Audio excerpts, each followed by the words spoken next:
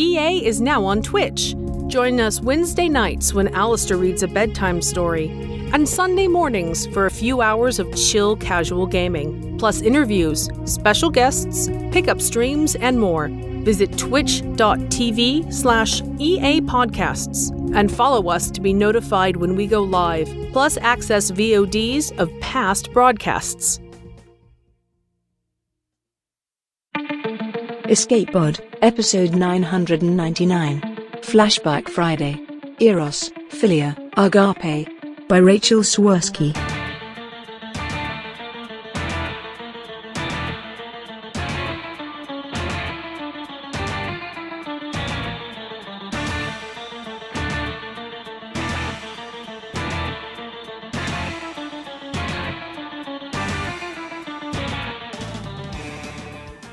Welcome to Escape Pod, the science fiction podcast.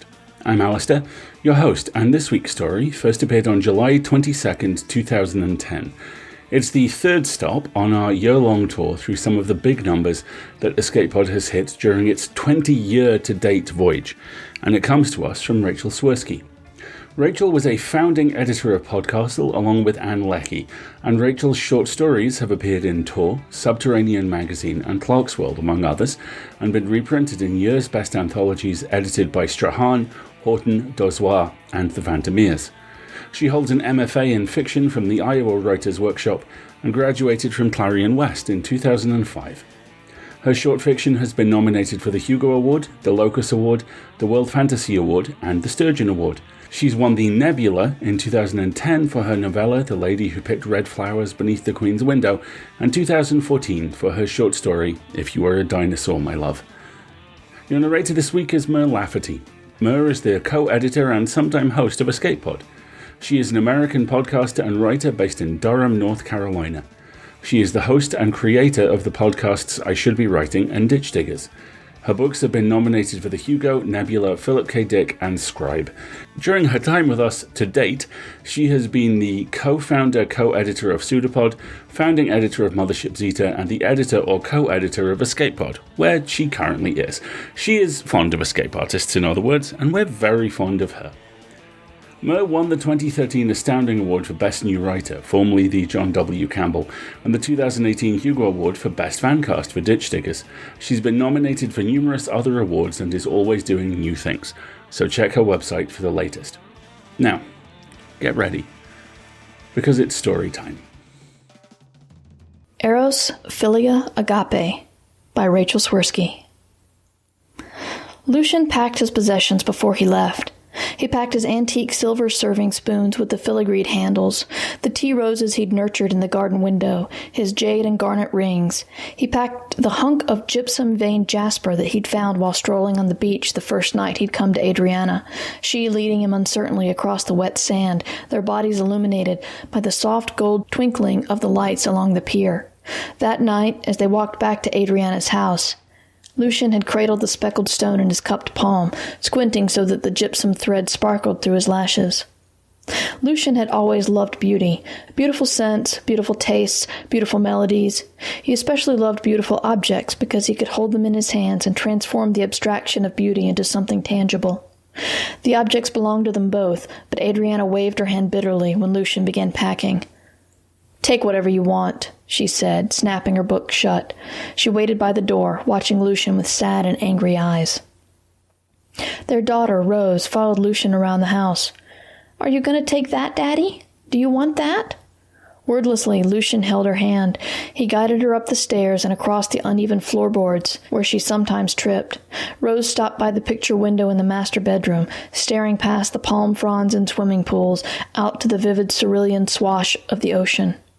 Lucian relished that hot, tender feel of Rose's hand.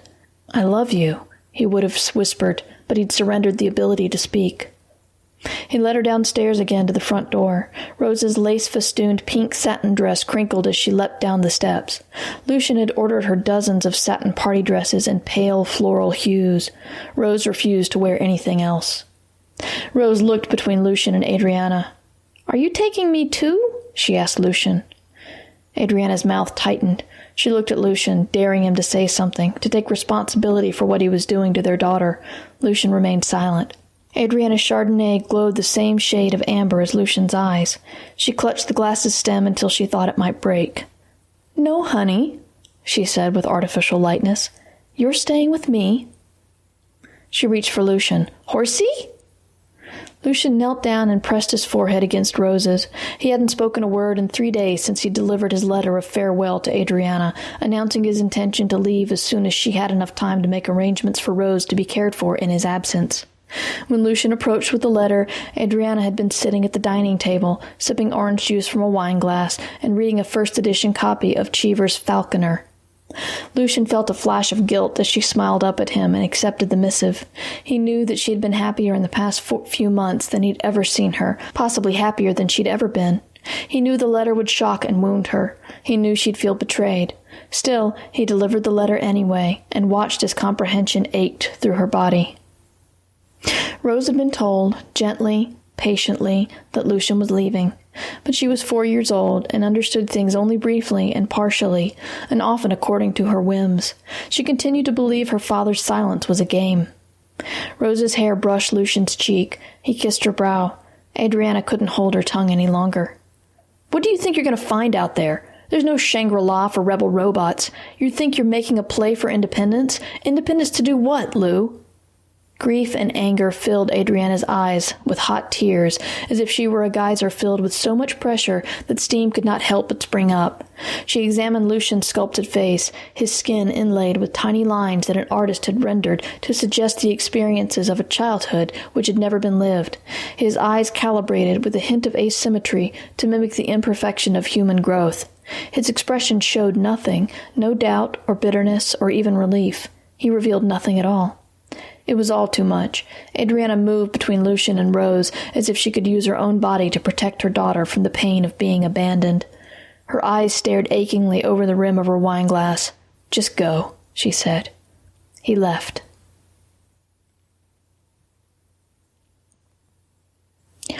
Adriana bought Lucian the summer she turned 35. Her father, long afflicted with an indecisive cancer that vacillated between aggression and remittance, had died suddenly in July. For years, the family had been squirreling away emotional reserves to cope with his prolonged illness. His death released a burst of excess. While her sisters went through the motions of grief, Adriana thrummed with energy she didn't know what to do with. She considered squandering her vigor on 6 weeks in Mazatlan, but as she discussed oceanfront rentals with her travel agent, she realized escape wasn't what she craved. She liked the setting where her life took place, her house perched on a cliff overlooking the Pacific Ocean, her bedroom window that opened on a tangle of blackberry bushes where crows roosted every autumn and spring. She liked the 2-block stroll down to the beach where she could sit with a book and listen to the yapping lapdogs that the elderly women from the waterfront condominiums brought walking in the evenings. Mazatlan was a 20-something's cure for restlessness. Adriana wasn't 25 anymore, famished for the whole gourmet meal of existence. She needed something else now, something new, something more refined. She explained this to her friends Ben and Lawrence when they invited her to their ranch house in Santa Barbara to relax for the weekend and try to forget about her father. They sat on Ben and Lawrence's patio, on ironworks deck chairs arrayed around a garden table topped with a mosaic of sea creatures made of semi-precious stones. A warm, breezy dusk lengthened the shadows of the orange trees. Lawrence poured sparkling rosé into 3 wine glasses and proposed a toast to Adriana's father, not to his memory, but to his death. "Good riddance to the bastard," said Lawrence. "If he were still alive, I'd punch him in the schnoz." "I don't even want to think about him," said Adriana. "He's dead. He's gone." "So if not Mazatlan, what are you going to do?" asked Ben. "I'm not sure," said Adriana. "Some sort of change, some sort of milestone. That's all I know." Lawrence sniffed the air. "Excuse me," he said, gathering the empty wine glasses. "The kitchen needs its genius." When Lawrence was out of earshot, Ben leaned forward to whisper to Adriana. "He's got us on a raw food diet for my cholesterol. Raw carrots, raw zucchini, raw almonds. No cooking at all." "Really?" said Adriana, glancing away. She was never sure how to respond to lovers' quarrels. That kind of affection mixed with annoyance, that inescapable intimacy, was something she'd never understood. Birds twittered in the orange trees. The fading sunlight highlighted copper strands in Ben's hair as he leaned over the mosaic table, wrapping his fingers against a carnelian-backed crab. Through the arched windows, Adriana could see Lawrence mincing carrots, celery, and almonds into brown paste. "You should get a redecorator," said Ben. "Tile floors, Tuscan pottery, those red leather chairs that were in vogue last time we were in Milan. That'd make me feel like I'd been scrubbed clean and reborn." No, said Adriana. "I like where I live. A no-holds-barred shopping spree. Drop 20,000. That's what I call getting a weight off your shoulders." Adriana laughed. "How long do you think it would take my personal shopper to assemble a whole new me?" "Sounds like a midlife crisis," said Lawrence, returning with vegan hors d'oeuvres and 3 glasses of mineral water. "You're better off forgetting it all with a hot Latin pool boy, if you ask me." Lawrence served Ben a small bowl filled with yellow mush. Ben shot Adriana an aggrieved glance. Adriana suddenly felt out of sync. The whole evening felt like the set for a photo shoot that would go in a decorating magazine, a 2-page spread featuring cozy gardens in which she and Ben and Lawrence were posing as an intimate dinner party for 3. She felt reduced to 2 dimensions, airbrushed, and then digitally grafted onto the form of whoever it was who should have been there, someone warm and trusting, who knew how to care about minutia, like a friend's husband putting him on a raw food diet, not because the issue was important, but because it mattered to him. Lawrence dipped a finger in the mash and held it up to Ben's lips. "It's for your own good, you ungrateful so-and-so." Ben licked it away. "I eat it, don't I?" Lawrence leaned down to kiss his husband, a warm and not at all furtive kiss. Not sexual, but still passionate. Ben's glance flashed coyly downward. Adriana couldn't remember the last time she'd loved someone enough to be embarrassed by them. Was this the flavor missing from her life? A lover's fingertips sliding an unwanted morsel into her mouth? She returned home that night on the bullet train. Her emerald cockatiel, Fuoco, greeted her with indignant squawks. In Adriana's absence, the house puffed her scent into the air and sang to Fuoco with her voice, but the bird was never fooled. Adriana's father had given her the bird for her 30th birthday. He was the designer species, spliced with macaw DNA that colored his feathers rich green. He was expensive and inbred and neurotic, and he loved Adriana with frantic, obsessive jealousy. "Hush," Adriana admonished, allowing Fuoco to alight on her shoulder. She carried him upstairs to her bedroom and hand-fed him millet. Fuoco strutted across the pillows, obsidian eyes proud and suspicious. Adriana was surprised to find that her alienation had followed her home. She found herself prone to melancholy reveries, her gaze drifting toward the picture window, her fingers forgetting to stroke Fuoco's back. The bird screeched to regain her attention. In the morning, Adriana visited her accountant. His fingers danced across the keyboard as he slipped trust fund monies from one account to another like a magician. What she planned would be expensive, but her wealth would regrow in fertile soil, enriching on her lab diamonds and wind power and genetically modified oranges. The robotics company gave Adriana a private showing.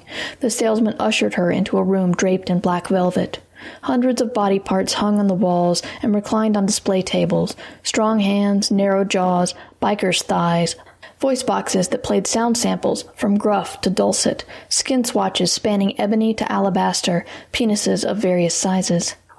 At first, Adriana felt horrified at the prospect of assembling a lover from fragments, but then it amused her.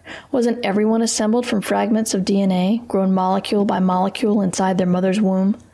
She tapped her fingernails against a slick brochure. "Its brain will be malleable? I can tell it to be more amenable or funnier or to grow a spine?" "That's correct." The salesman sported slick brown hair and shiny teeth and kept grinning in a way that suggested he thought that if he were charismatic enough, Adriana would invite him home for a lei and $1 million tip. "Humans lose brain plasticity as we age, which limits how much we can change.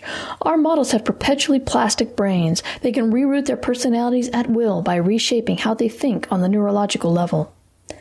Adriana stepped past him, running her fingers along a tapestry woven of 1,000 possible hair textures. The salesman tapped an empty faceplate.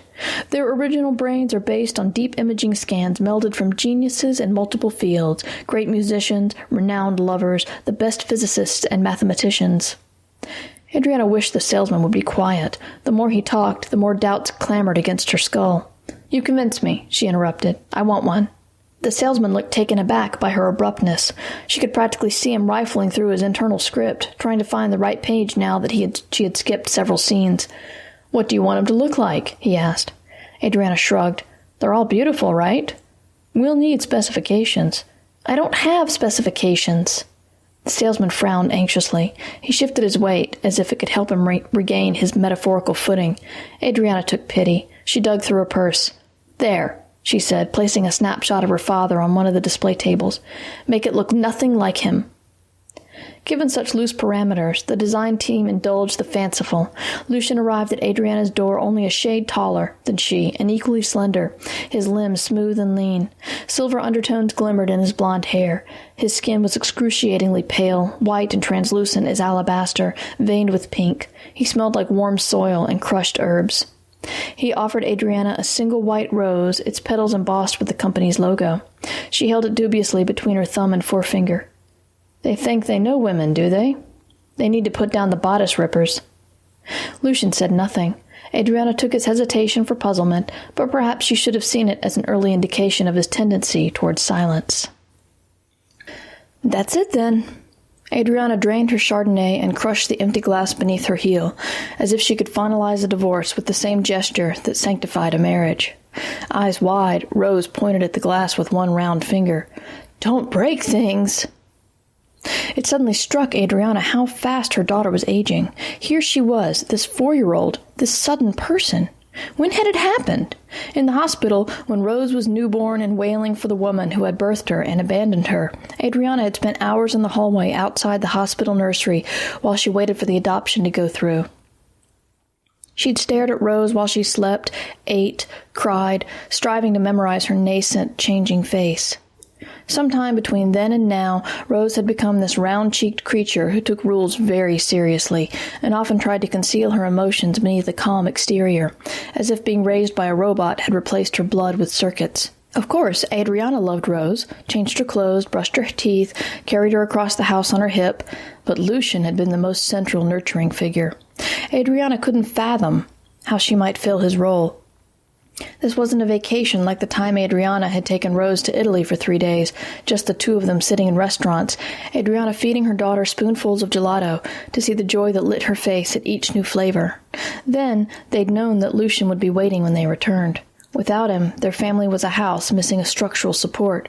Adriana could feel the walls bowing in. The fragments of Adriana's Chardonnay glass sparkled sharply. Adriana led Rose away from the mess. "Never mind," she said. "The house will clean it up." Her head felt simultaneously light and achy, as if it couldn't decide between drunkenness and hangover. She tried to remember the parenting books she'd read before adopting Rose. What had they said about crying in front of your child? She clutched Rose close, inhaling the scent of children's shampoo mixed with the acrid odor of wine. "Let's go for a drive," said Adriana. "Okay? Let's get out for a while." "I want Daddy to take me to the beach." "We'll go out to the country and look at the farms. Cows and sheep, okay?" Rose said nothing. "Moo?" Adriana clarified. "Ba?" "I know," said Rose. "I'm not a baby." "So then?" Rose said nothing. Adriana wondered whether she could tell that her mother was a little mad with grief.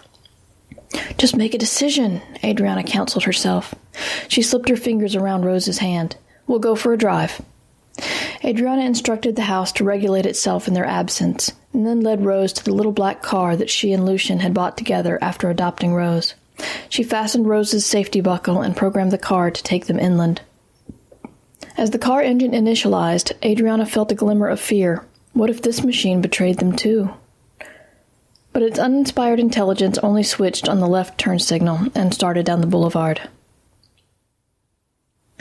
Lucian stood at the base of the driveway and stared up at the house. Its stark orange and brown walls blazed against the cloudless sky.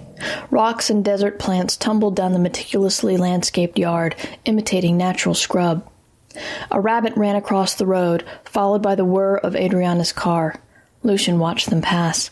They couldn't see him through the cypresses, but Lucian could make out Rose's face pressed against the window.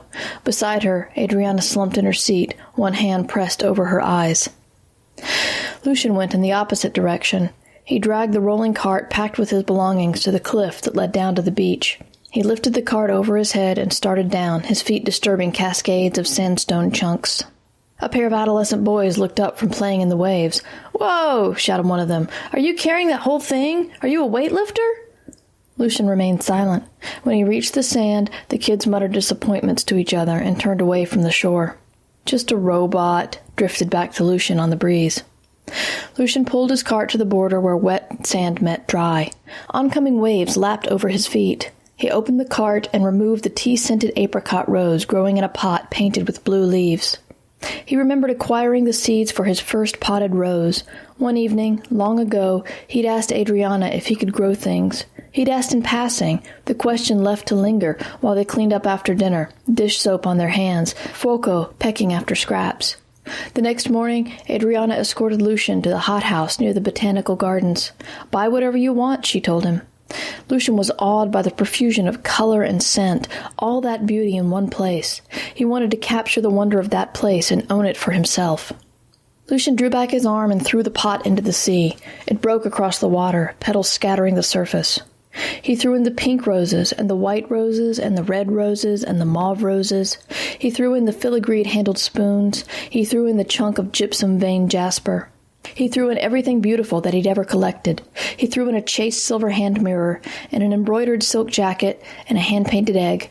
He threw in one of Fuoco's soft emerald feathers. He threw in a memory crystal that showed Rose as an infant, curled and sleeping. He loved those things, and yet they were things. He had owned them. Now they were gone. He had recently come to realize that ownership was a relationship.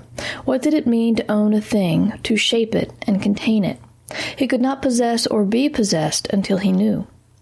He watched the sea a while, the remnants of his possessions lost in the tumbling waves. As the sun tilted past noon, he turned away and climbed back up the cliff. Unencumbered by ownership, he followed the boulevard away from Adriana's house. Lucian remembered meeting Adriana the way that he imagined that humans remembered childhood. Oh, his memories had been sharply focused then as now, but it was still like childhood, he reasoned, for he'd been a different person then. He remembered his first sight of Adriana as a burst of images.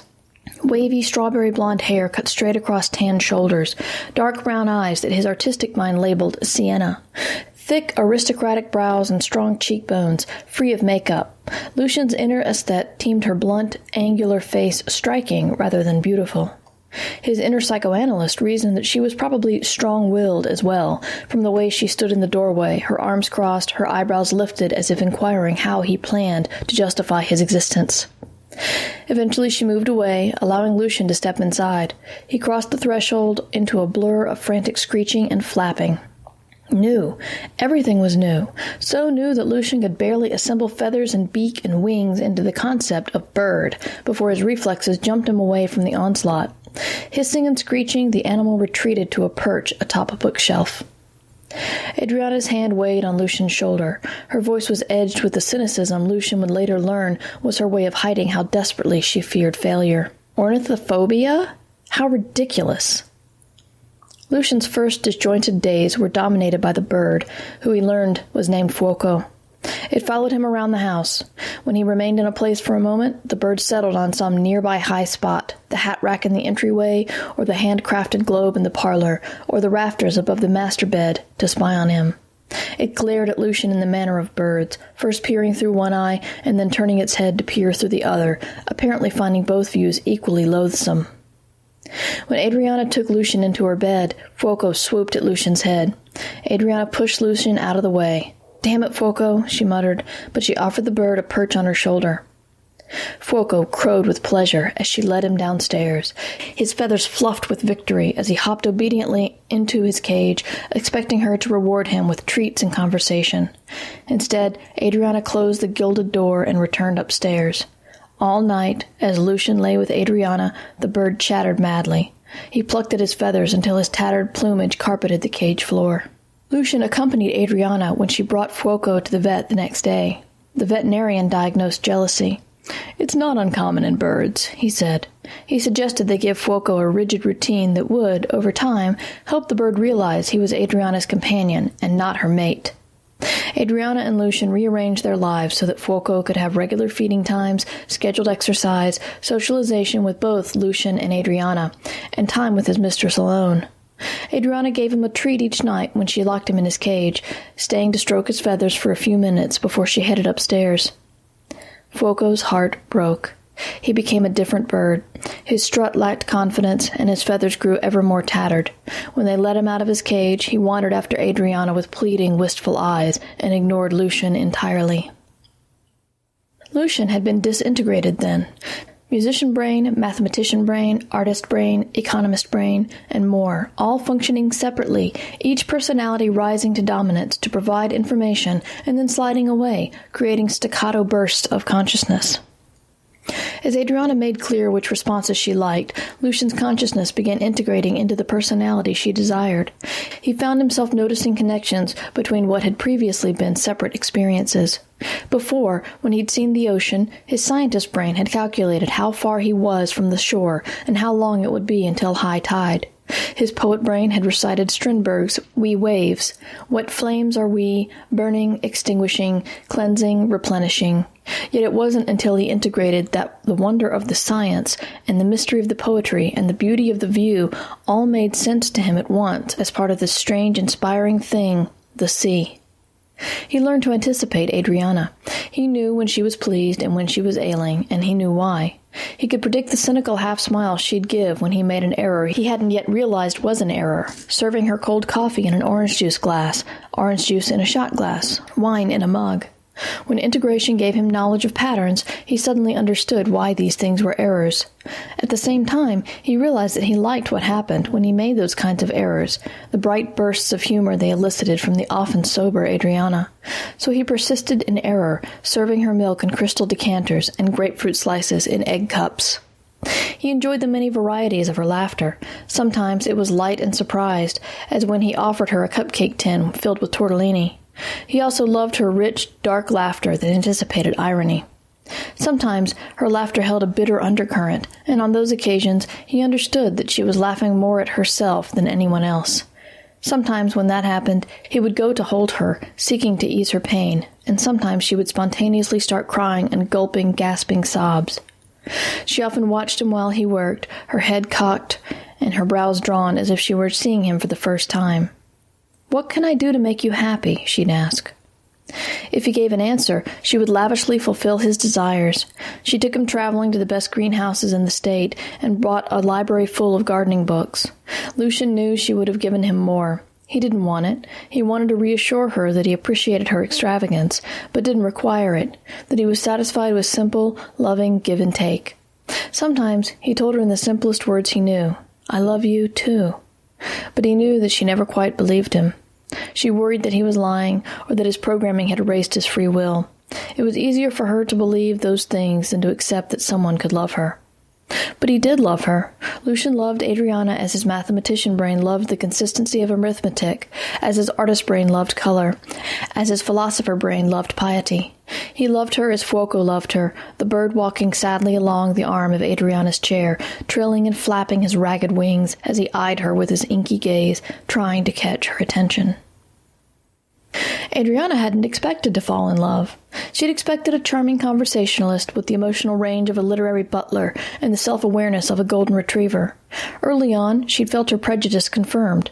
She'd noticed Lucian's lack of critical thinking and his inability to maneuver unexpected situations. She found him most interesting when he didn't know she was watching. For instance, on his free afternoons, was his program trying to anticipate what would please her? Or did the thing really enjoy sitting by the window, leafing through the pages of one of her rare books with nothing but the sound of the ocean to lull him?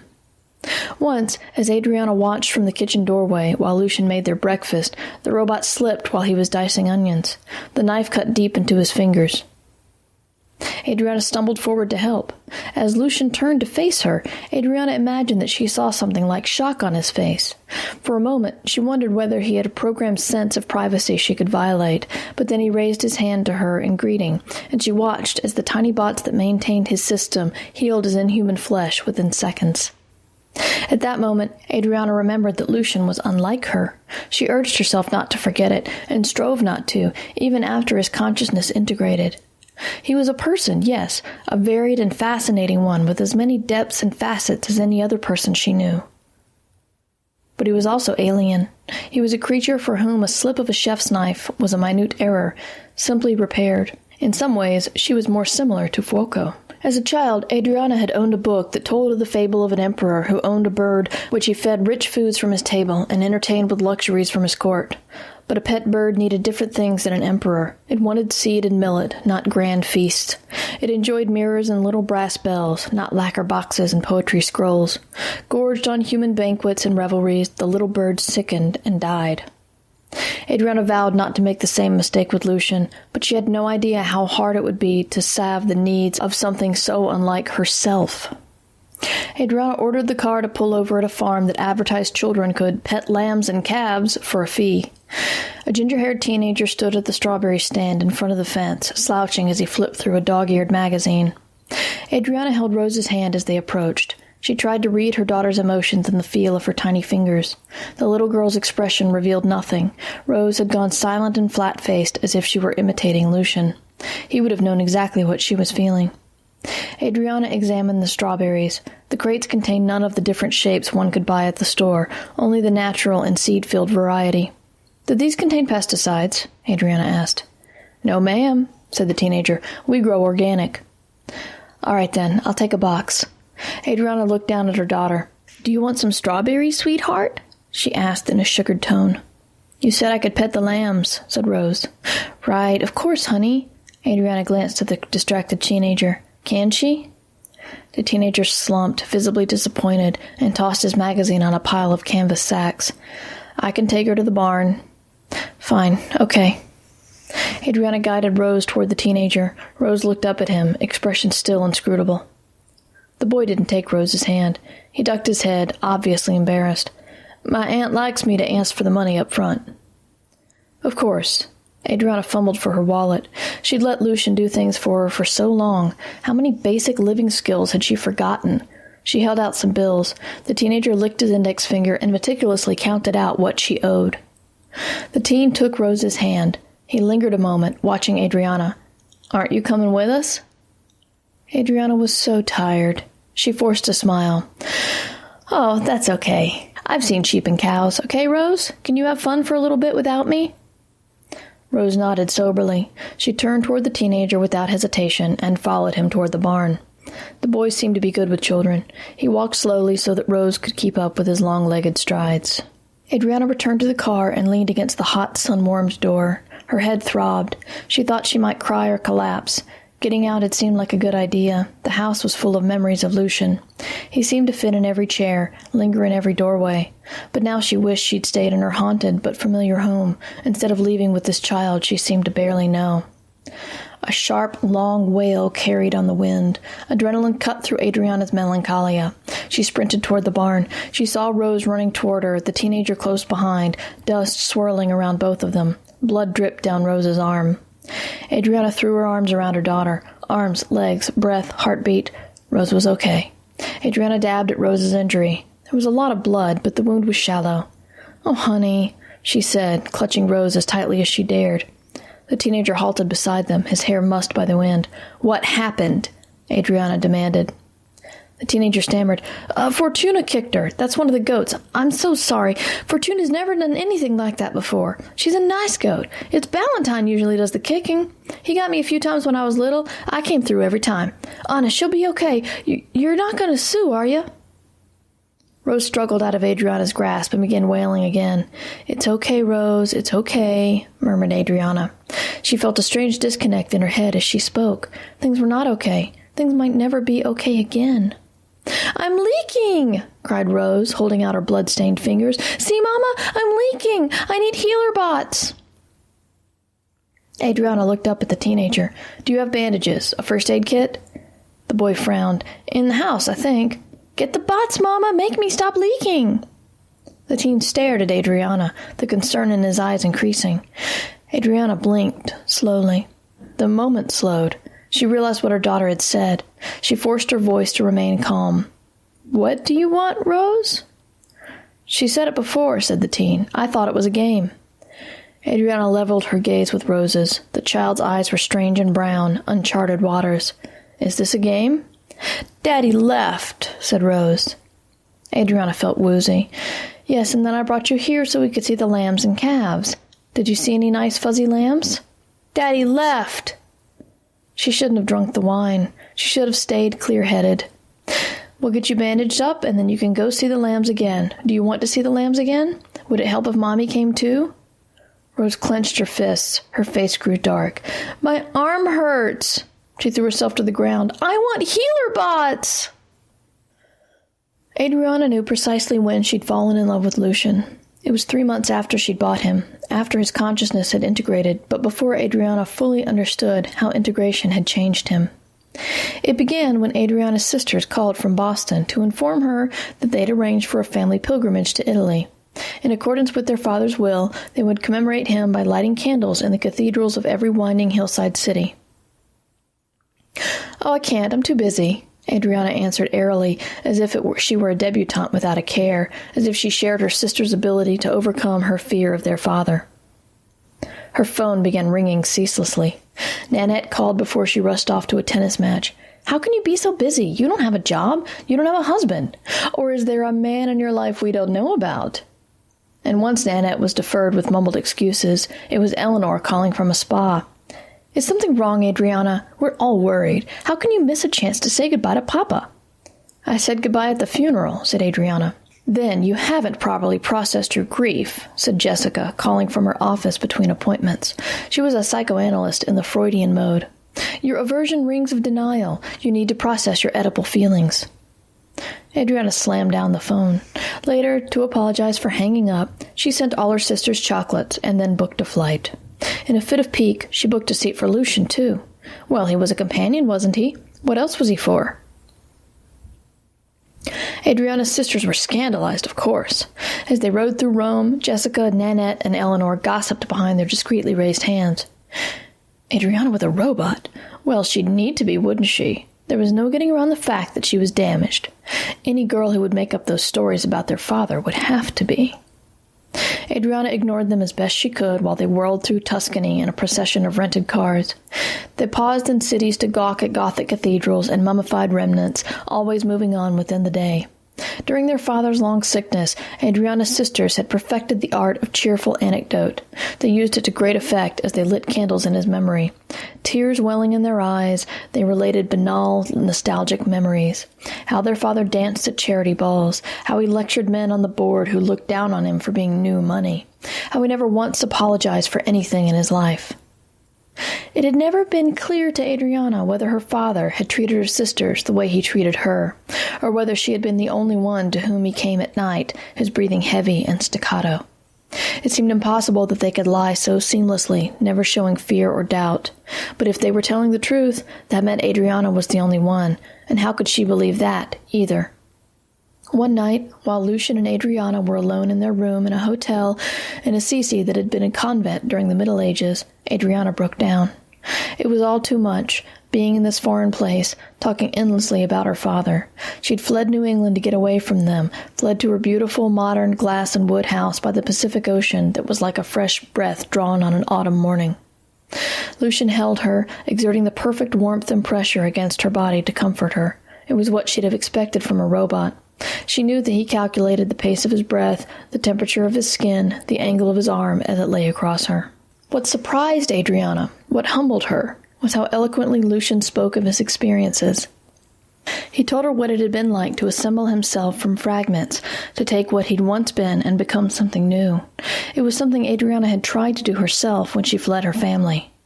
Lucian held his head down as he spoke. His gaze never met hers.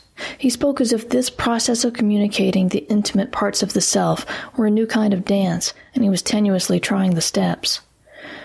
Through the fog of her grief, Adriana realized that this was a new, struggling consciousness coming to clarity. How could she do anything but love him? When they returned from Italy, Adriana approached the fledgling movement for granting rights to artificial intelligences. They were underfunded and poorly organized. Adriana rented them offices in San Francisco and hired a small but competent staff. Adriana became the movement's face. She'd been on camera frequently as a child. Whenever her father was in the news for some or other boardroom scandal, her father's publicist had lined up Adriana and her sisters beside the family limousine, chaste in their private school uniforms, ready to provide Lancaster Nuclear with a friendly, feminine face. She and Lucian were a brief media curiosity. Eros in love with a robot. Lucian is as self-aware as you or I. Adriana told reporters, all American in pearls and jeans. He thinks, he learns, he can hybridize roses as well as any human gardener. Why should he be denied his rights? Early on, it was clear the political process would be frustratingly slow. Adriana quickly expended her patience. She set up a fund for the organization, made sure it would run without her assistance, and then turned her attention toward alternate methods for attaining her goals. She hired a team of lawyers to draw up a contract that would grant Lucian community property rights to her estate and accounts. He would be her equal in practicality, if not legality. Next, Adriana approached Lucian's manufacturer and commissioned them to invent a procedure that would allow Lucian to have conscious control of his brain plasticity. At their wedding, Adriana gave him the chemical commands at the same time she gave him his ring. You are your own person now. You always have been, of course, but now you have full agency too. You are yourself, she announced in front of their gathered friends. Her sisters would no doubt have been scandalized, but they had not been invited. On their honeymoon, Adriana and Lucian toured hospitals, running the genetic profiles of abandoned infants until they found a healthy girl with a mitochondrial lineage that matched Adriana's. The infant was tiny and pink and curled in on herself, ready to unfold like one of Lucian's roses. When they brought Rose home, Adriana felt a surge in her stomach that she'd never felt before. It was a kind of happiness she'd never experienced. One that felt round and whole without any jagged edges. It was like the sun had risen in her belly and was dwelling there, filling her with boundless light. There was a moment when Rose was still new enough to be wrapped in the handmade baby blanket that Ben and Lawrence had sent from France, in which Adriana looked up at Lucian and realized how enraptured he was with their baby, how much adoration underpinned his willingness to bend over her cradle for hours and mirror her expressions. Frown for frown, astonishment for astonishment. In that moment, Adriana thought that this must be the true measure of equality, not money or laws, but this unfolding desire to create the future together by raising a new sentience. She thought she understood then why unhappy parents stayed together for the sake of their children, why families with sons and daughters felt so different from those that remained childless. Families with children were making something new from themselves, doubly so when the endeavor was undertaken by a human and a creature who was already, himself, something new. What could they make together?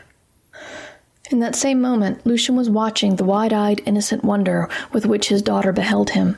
She showed the same pleasure when he entered the room as she did when Adriana entered. If anything, the light in her eyes was brighter when he approached. There was something about the way Rose loved him that he didn't yet understand. Earlier that morning, he had plucked a bloom from his apricot tea rose and whispered to its petals that they were beautiful. They were his, and he loved them. Every day he held Rose and understood that she was beautiful and that he loved her. But she was not his. She was her own. He wasn't sure he'd ever seen a love like that, a love that did not want to hold its object in its hands and keep and contain it. "You aren't a robot!" Adriana's voice was rough from shouting all the way home, bad enough to lose Lucian, but the child was out of control. "I want healer bots! I'm a robot! I'm a robot! I'm a robot! I'm a robot!" The car stopped. Adriana got out. She waited for Rose to follow, and when she didn't, Adriana scooped her up and carried her up the driveway. Rose kicked and screamed. She sank her teeth into Adriana's arm. Adriana halted, surprised by the sudden pain. She breathed deeply and then continued up the driveway. Rose's screams slid upward in register and rage. Adriana set Rose down by the door long enough to key in the entry code and let the security system take a DNA sample from her hair. Rose hurled herself onto the porch, yanking fronds by the fistful off the potted ferns. Adriana leaned down to scrape her up and got kicked in the chest. "God damn... For heaven's sake!" Adriana grabbed Rose's ankles with one hand and her wrists with the other. She pushed her weight against the unlocked door until it swung open. She carried Rose into the house and slammed the door closed with her back. "Lock!" she yelled to the house. When she heard the reassuring click, she set Rose down on the couch and jumped away from the still flailing limbs. Rose fled up the stairs, her bedroom door crashing shut behind her. Adriana dug in her pocket for the bandages that the people at the farm had given her before she headed home, which she'd been unable to apply to a moving target in the car. Now was the time. She followed Rose up the stairs, her breathing surprisingly heavy. She felt as though she'd been running for a very long time. She paused outside Rose's room. She didn't know what she'd do when she got inside. Lucian had always dealt with the child when she got overexcited. Too often, Adriana felt helpless and became distant. "Rose?" she called. "Rose, are you okay?" There was no response. Adriana put her hand on the doorknob and breathed deeply before turning. She was surprised to find Rose sitting demurely in the center of her bed, her rumpled skirts spreading about her as if she were a child at a picnic in an impressionist painting. Dirt and tears trailed down the pink satin. The edges of her wound had already begun to bruise. "I'm a robot," she said to Adriana, tone resentful. Adriana made a decision. The most important thing was to bandage Rose's wound. Afterward, she could deal with whatever came next. "Okay," said Adriana. "You're a robot." Rose lifted her chin warily. "Good." Adriana sat on the edge of Rose's bed. "You know what robots do? They change themselves to be whatever humans ask them to be." "Dad doesn't," said Rose. "That's true," said Adriana, "but that didn't happen until your father grew up." Rose swung her legs against the side of the bed. Her expression remained dubious, but she no longer looked so resolute. Adriana lifted the packet of bandages. "May I?" Rose hesitated. Adriana resisted the urge to put her head in her hands. She had to get the bandages on. That was the important thing, but she couldn't shake the feeling that she was going to regret this later. Right now, what this human wants is for you to let her bandage your wound instead of giving you healer bots. Will you be a good robot? Will you let me? Rose remained silent, but she moved a little closer to her mother. When Adriana began bandaging her arm, she didn't scream. Lucian waited for a bus to take him to the desert. He had no money. He'd forgotten about that. The driver berated him and wouldn't let him on. Lucian walked. He could walk faster than a human, but not much faster. His edge was endurance. The road took him inland away from the sea. The last of the expensive houses stood near a lighthouse, lamps shining in all its windows. Beyond, condominiums pressed against each other, dense and alike. They gave way to compact, well-maintained homes with neat green aprons maintained by automatic sprinklers that sprayed arcs of precious water into the air. The landscape changed. Sea breeze stilled the buzzing heat. Dirty, peeling houses squatted side by side, separated by chain-link fences. Iron bars guarded the windows, and broken cars decayed in the driveways. Parched lawns stretched from walls to curb-like scrubland. No one was out in the punishing sun. The road divided. Lucian followed the fork that went through the dilapidated town center. Traffic jerked along in fits and starts. Lucian walked in the gutter. Stray plastic bags blew beside him, working their way between dark storefronts. Parking meters blinked at the passing cars, hungry for more coins. Pedestrians ambled past, avoiding eye contact, mumbled conversations lost beneath honking horns. On the other side of town, the road winnowed down to two lonely lanes. Dry golden grass stretched over rolling hills, dotted by the dark shapes of cattle. A battered convertible, roof down, blared its horn at Lucian as it passed. Lucian walked where the asphalt met the prickly weeds. Paper and cigarette butts littered the golden stalks like white flowers. An old truck pulled over, the manually driven variety still used by companies too small to afford the insurance for the automatic kind. The man in the driver's seat was trim, with a pale blonde mustache and a deerstalker cap pulled over his ears. He wore a string of fishing lures like necklaces. "Not much comes this way anymore," he said. "I used to pick up hitchhikers half the time I took this route. You're the first I've seen in a while." Sun rendered the truck in bright silhouette. Lucian held his hand over his eyes to shade them. "Where are you headed?" asked the driver. Lucian pointed down the road. "Sure, but where after that?" Lucian dropped his arms to his side. The sun inched higher. The driver frowned. "Can you write it down? I think I've got some paper in here."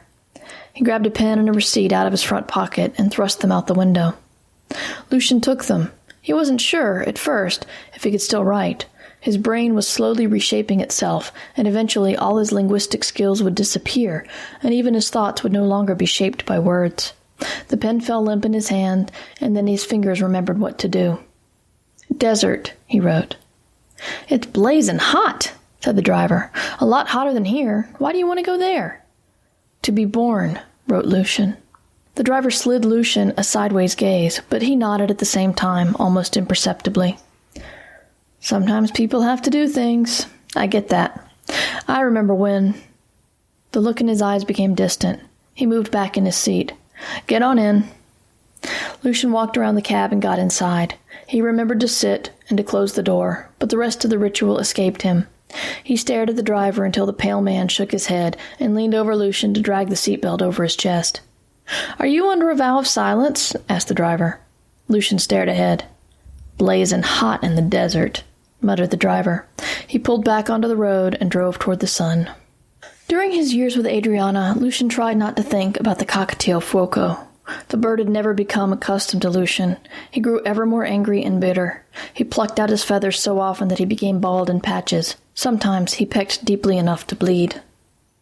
From time to time, Adriana scooped him up and stroked his head and nuzzled her cheek against the heavy feathers that remained on a part of his back he couldn't reach. "My poor little crazy bird," she'd say, sadly, as he ran his beak through her hair. Fuoco hated Lucian so much that for a while they wondered whether he would be happier in another place. Adriana tried giving him to Ben and Lawrence, but he only pined for the loss of his mistress and refused to eat until she flew out to retrieve him. When they returned home, they hung Fuoco's cage in the nursery. Being near the baby seemed to calm them both. Rose was a fussy infant who disliked solitude. She seemed happier when there was a warm presence about, even if it was a bird. Fuoco kept her from crying during the rare times when Adriana called Lucian from Rose's side. Lucian spent the rest of his time in the nursery, watching Rose day and night with sleepless vigilance. The most striking times of Lucian's life were holding Rose while she cried. He wrapped her in cream-colored blankets, the same shade as her skin, and rocked her as he walked the golden ambiance that the street lights cast across the blackberry bushes and the neighbors' patios. Sometimes he took her outside and walked with her along the road by the cliffs. He never carried her down to the beach. Lucian had perfect balance and night vision, but none of that mattered when he could so easily imagine the terror of a lost footing, Rose slipping from his grasp and plummeting downward. Instead, they stood a safe distance from the edge, watching from above as the black waves threw themselves against the rocks, the night air scented with cold and salt. Lucian loved Adriana, but he loved Rose more. He loved her clumsy fists and her yearnings toward consciousness, the slow accrual of her stumbling syllables. She was building her consciousness piece by piece as he had, learning how the world worked and what her place was in it. He silently narrated her stages of development. "Can you tell that your body has boundaries? Do you know your skin from mine?" And, "Yes, you can make things happen. Cause and effect. Keep crying and we'll come." Best of all, there was the moment when she locked her eyes on his, and he could barely breathe for the realization that, "Oh, Rose, you know there's someone else thinking behind these eyes. You know who I am." Lucian wanted Rose to have all the beauty he could give her. Silk dresses and lace, the best roses from his pots, the clearest panoramic views of the sea. Objects delighted Rose. As an infant, she watched them avidly, and then later clapped and laughed, until finally she could exclaim, "Thank you!" Her eyes shone. It was Fuoco who broke Lucian's heart. It was late at night when Adriana went into Rose's room to check on her while she slept. Somehow, sometime, the birdcage had been left open. Fuoco sat on the rim of the open door, peering darkly outward. Adriana had been alone with Rose and Fuoco before, but something about this occasion struck like lightning in Fuoco's tiny, mad brain. Perhaps it was the darkness of the room, with the only night light's pale blue glow cast on Adriana's skin, that confused the bird. Perhaps Rose had finally grown large enough that Fuoco had begun to perceive her as a possible rival, rather than an ignorable baby thing. Perhaps the last vestiges of his sanity had simply shredded. For whatever reason, as Adriana bent over the bed to touch her daughter's face, Fuoco burst wildly from his cage. With the same jealous anger that he'd shown toward Lucian, Fuoco dove at Rose's face. His claws raked against her forehead. Rose screamed. Adriana recoiled. She grabbed Rose in one arm and flailed at the bird with the other. Rose struggled to escape her mother's grip so that she could run away. Adriana instinctually responded by trying to protect her with an even tighter grasp. Lucian heard the commotion from where he was standing in the living room, programming the house's cleaning regimen for the next week. He left the house panel open and ran through the kitchen on the way to the bedroom, picking up a frying pan as he passed through. He swung the pan at Fuoco as he entered the room, herding the bird away from Adriana and into a corner. His fist tightened on the handle. He thought he'd have to kill his old rival. Instead, the vitality seemed to drain from Fuoco. The bird's wings drooped. He dropped to the floor with half-hearted, irregular wing beats. His eyes had gone flat and dull. Fuoco didn't struggle as Lucian picked him up and returned him to his cage. Adriana and Lucian stared at each other, unsure what to say. Rose slipped away from her mother and wrapped her arms around Lucian's knees. She was crying. "Poor Fuoco," said Adriana quietly. They brought Fuoco to the vet to be put down. Adriana stood over him as the vet inserted the needle. "My poor crazy bird," she murmured, stroking his wings as he died. Lucian watched Adriana with great sadness. At first, he thought he was feeling empathy for the bird, despite the fact it had always hated him. Then, with the realization that tasted like a swallow of sour wine, he realized that wasn't what he was feeling. He recognized the poignant, regretful look that Adriana was giving Fuoco. It was the way Lucian himself looked at a wilted rose or a tarnished silver spoon. It was a look inflected by possession. It wasn't so different from the way Adriana looked at Lucian sometimes when things had gone wrong. He'd never before realized how slender the difference was between her love for him and her love for Fuoco. He'd never before realized how slender the difference was between his love for her and his love for an unfolding rose. Adriana let Rose tend Lucian's plants and dust the shelves and pace by the picture window. She let the girl pretend to cook breakfast while Adriana stood behind her, stepping in to wield the chopping knife and use the stove. At nap time, Adriana convinced Rose that good robots would pretend to sleep a few hours in the afternoon if that's what their humans wanted. She tucked in her daughter and went downstairs to sit in the living room and drink wine and cry. This couldn't last. She had to figure something out. She should take them both on vacation to Mazatlan. She should ask one of her sisters to come and stay. She should call a child psychiatrist. But she felt so betrayed, so drained of spirit, that it was all she could do to keep Rose going from day to day. Remnants of Lucian's accusatory silence rung through the house. What had he wanted from her? What had she failed to do? She'd loved him. She loved him. She'd given him half of her home and all of herself. They were raising a child together. And still, he'd left her. She got up to stand by the window. It was foggy that night, the streetlights tinging everything with a weird, flat yellow glow. She put her hand on the pane, and her palm print remained on the glass as though someone outside were beating on the window to get in.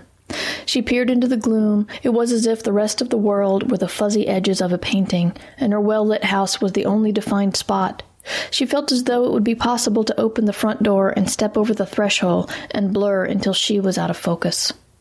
She finished her 4th glass of wine. Her head was whirling, her eyes ran with tears, and she didn't care. She poured herself another glass. Her father had never drunk. Oh, no. He was a teetotaler, called the stuff brain dead and mocked the weaklings who drank it, the men on the board and their bored wives. He threw parties where alcohol flowed and flowed while he stood in the middle, icy sober, watching the rest of them make fools of themselves as if they were circus clowns turning somersaults for his amusement. He set up elaborate plots to embarrass them. This executive with that jealous lawyer's wife.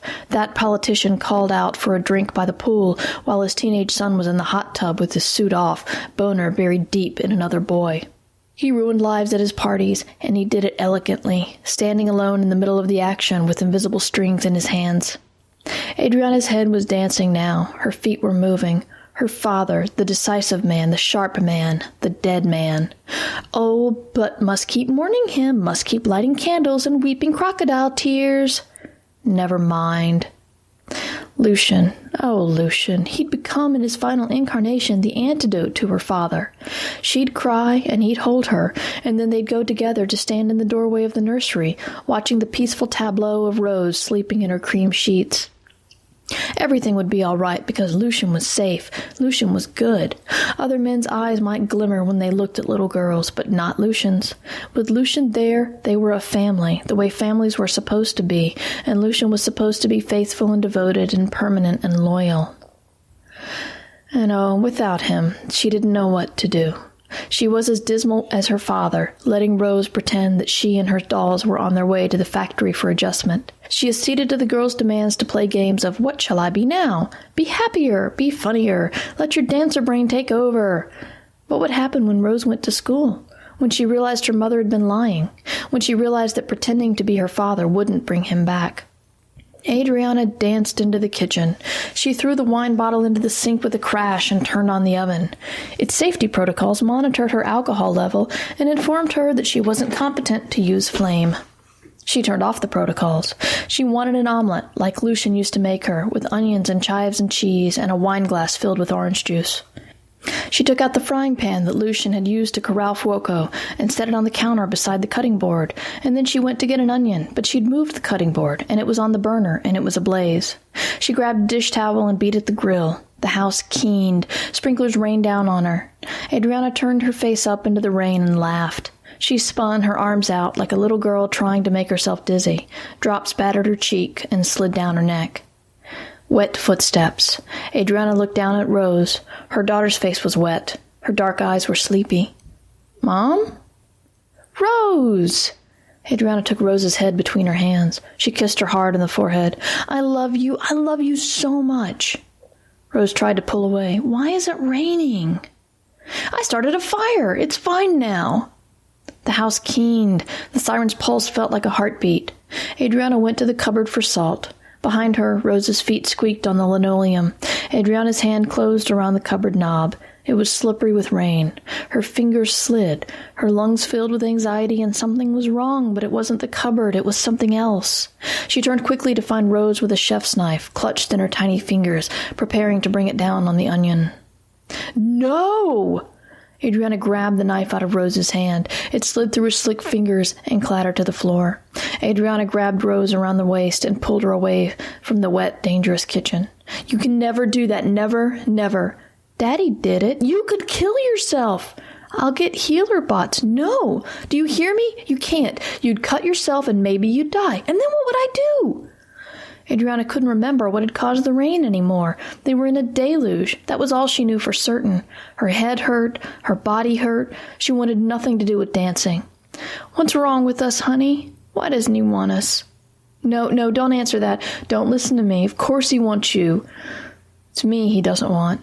What did I do wrong? Why doesn't he love me anymore?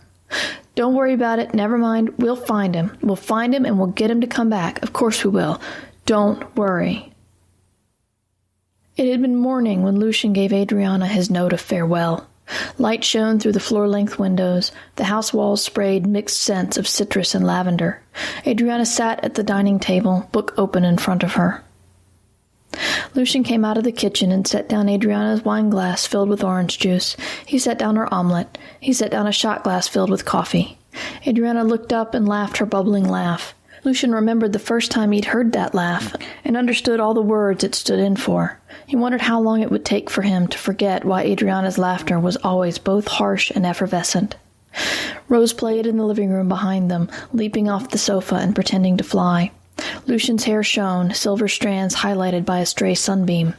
A pale blue tunic made his amber eyes blaze like the sun against the sky. He placed a sheet of onion paper into Adriana's book. Dear Adriana, it began.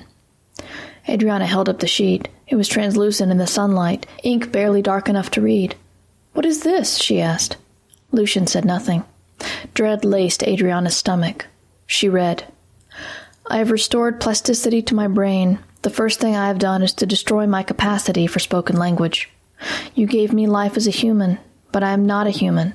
You shaped my thoughts with human words, but human words were created for human brains. I need to discover the shape of the thoughts that are my own.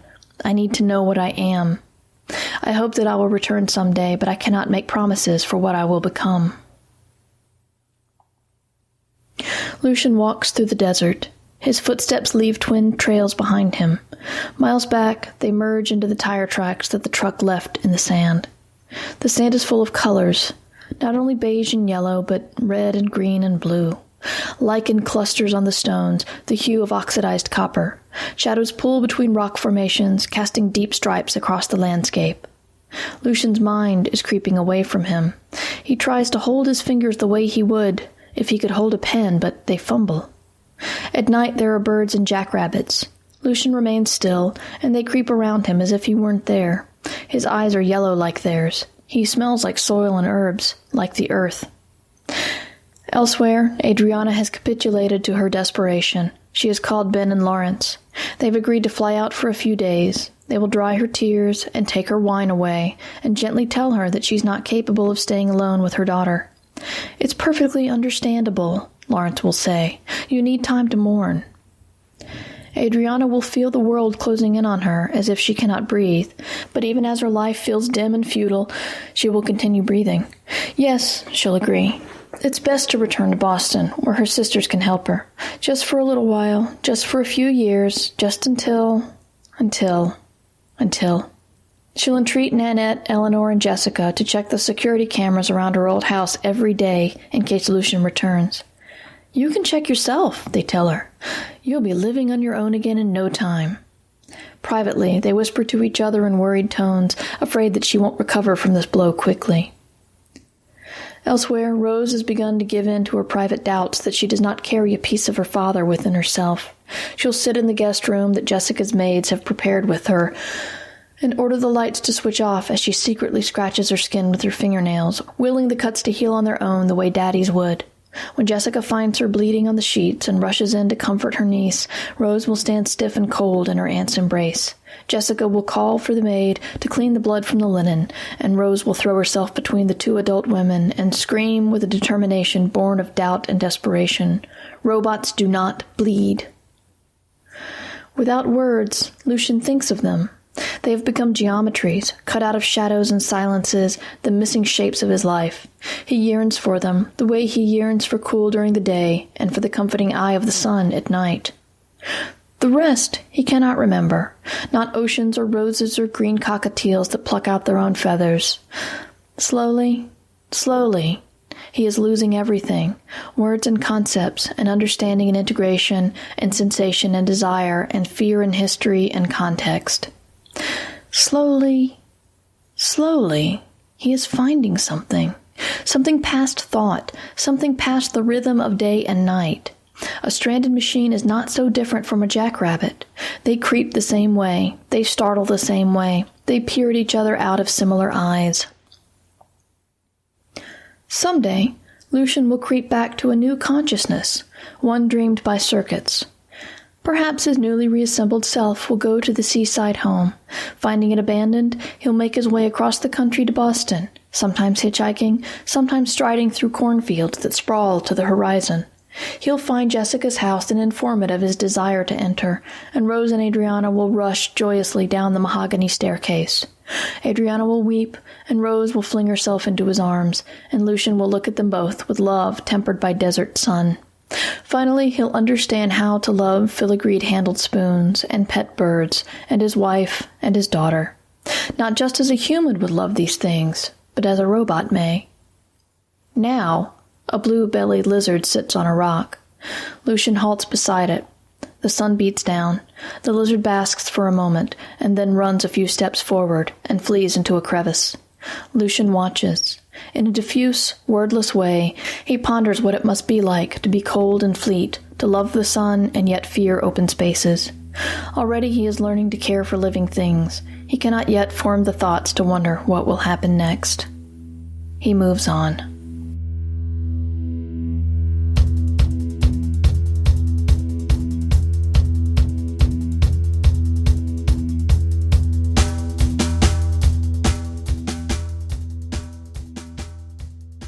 There are 4 ancient Greek words for love.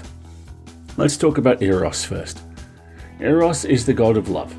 You and I know him as Cupid.